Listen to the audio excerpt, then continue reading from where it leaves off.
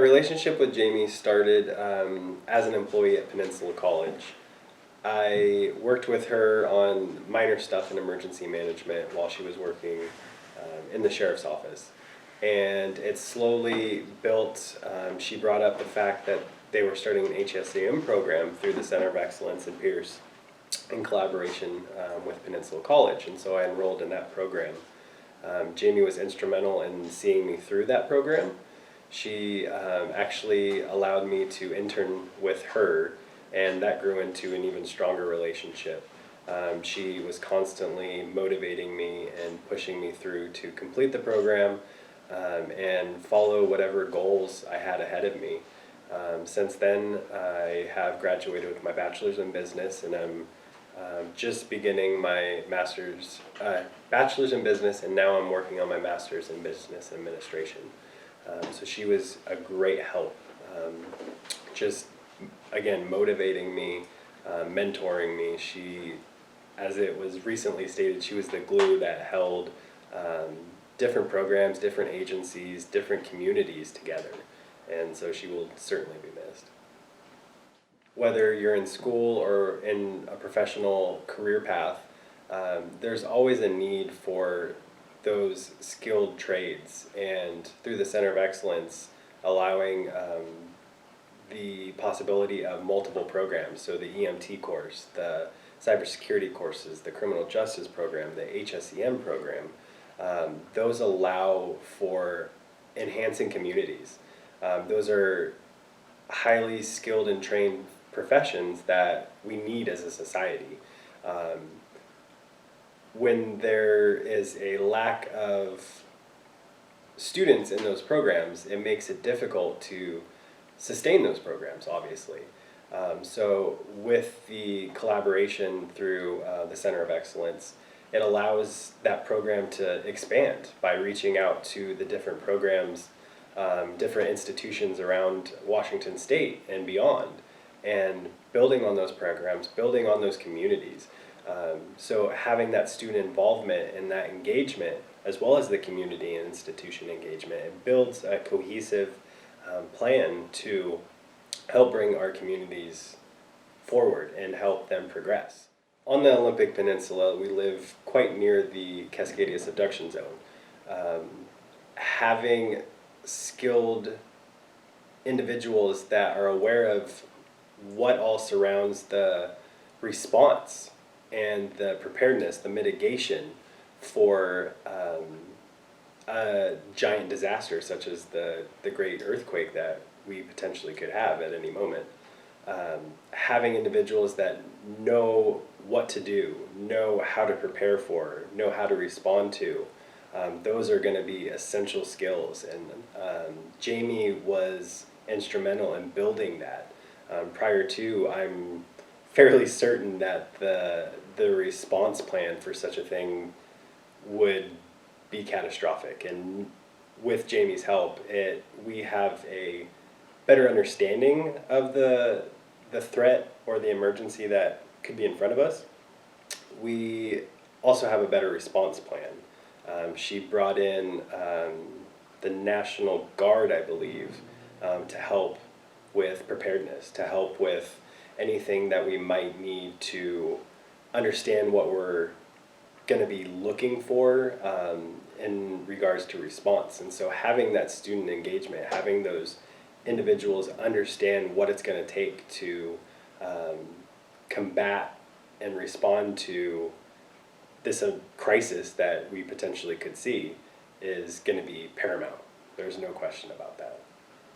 Jamie worked for the sheriff's office, and under the sheriff's office there was different programs that she helped oversee. So one, which I'm a member of, is the Community Emergency Response Team, CERT. They're a great community resource that you can reach out to in times of need, and have those volunteer individuals assist in any emergency that comes up that they're called to. Jamie, again, was the glue. She worked for the sheriff's office, but she also collaborated deeply with different agencies around the local community, so the sheriff's office to the police department, to the what's up the hill? The Forest Service. She worked with the national parks. She worked with the Coast Guard. She worked with the National Guard. She worked with the FBI. She tied in all these different agencies to bring them together to create a cohesive and efficient and effective form of response and collaboration to anything that we might see as a threat, whether it's the Cascadia Subduction Zone, whether it's another emergency. She really brought all these parties together to collaborate and effectively manage any type of incident that would come across. She also reached out to the state level. Prior to, there was minimal state involvement in emergency management in the Olympic Peninsula region. And she brought together the local parties, and she had standing meetings, with the state director of the emergency management program. I was fortunate enough to meet him. So I was fortunate enough to meet Robert Azell. He had standing meetings with Jamye. He would take it upon himself to come out to the Olympic Peninsula, meet with Jamye. She really had a great connection with not just the local community, but the state as well. As a student, there's always hurdles that you have to overcome. One motto that is instilled upon every employee and pretty much every student at this point is student success.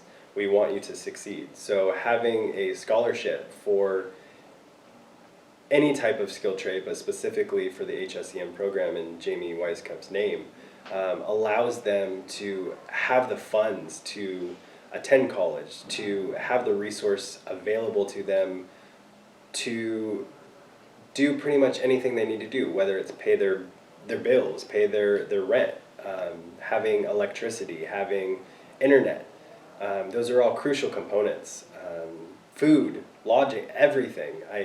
There's so many benefits to scholarships, and having this founded in Jamye's name is going to be terrific. It's not only going to help students succeed, but it's also going to put these students then into our communities that will help benefit our communities now that they've gone through the program, now that they have the skills, the knowledge, the understanding of what it takes to be in that field. It's just a giant circle.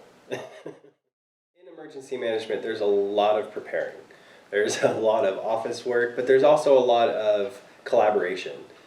There's also a lot of office setting work. You spend a lot of time in hypotheticals, but you get to spend that time with others who get to live in the hypothetical world. You get to think outside the box. There was a recent article that was brought to my attention from a student that talked about the zombie plan from the federal government. Well, that zombie plan wasn't the zombie plan. It was talking about how the government will respond to an unknown threat. It allows them the freedom to not just go based off of real life situations, but thinking outside the box of how to respond to differing aspects that they were unprepared for. The ICS system is set up for a basic structure that you can build upon. We're all humans, and we have to see both the response side of it, but at the same time, the humanality side of it.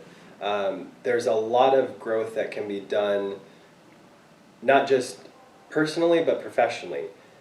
You can bring in these skills and apply them to all facets of life. It's not just what you do at work, what you do in the office setting, what you do with the collaboration, but building your personal skills to help you succeed in life, period.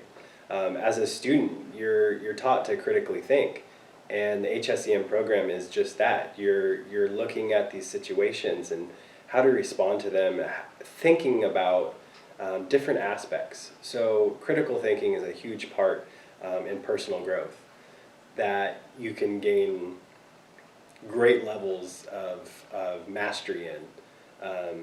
On the other side of that, the collaboration, that's another huge part of any program, specifically the HSEM program with all its different connections to the local communities around Washington State and beyond.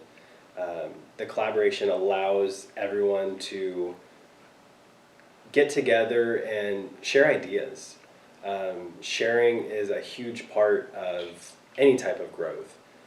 You can get involved with other agencies, other individuals in your classes, perhaps through discussion boards, through message boards, anything, to share ideas. There's not one right answer, but the NIMS and ICS structure allows you to have a basic framework to build upon. So it's not just that professional growth. You have ample opportunity to see personal growth as well.